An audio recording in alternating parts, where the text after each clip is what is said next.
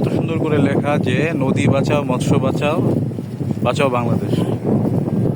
দেখেন নদী বাঁচাচ্ছে মানুষ, আমরা বাঙালি নদী বাঁচাইতেছি। দেখেন যত বেড়িবাঁধের ময়লা সব এদিকে ফেলা হইতেছে।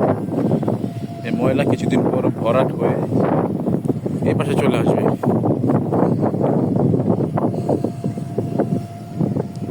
এগুলি করে লাভ নাই। মানুষ যদি ঠিক না হয়, মানুষ যদি সভ্য না হয়, অসভ্যের দেশে সভ্যতা ছড়িয়ে কোনো লাভ নাই।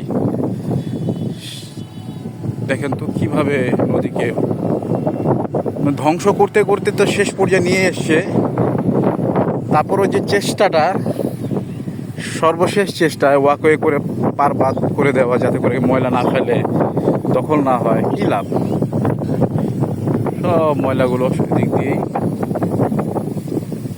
সব ময়লাগুলো জমা হচ্ছে ওই পানি, কারণ ওয়াকওয়ে তো এখানে তো আর ওই পাশে আসতে পারতেছে না। এই বৃষ্টি আসলেই এইগুলো সব ধুয়ে এ পাশে চলে আসবে। দুঃখজনক, কষ্ট লাগে আসলে এই বিষয়গুলো।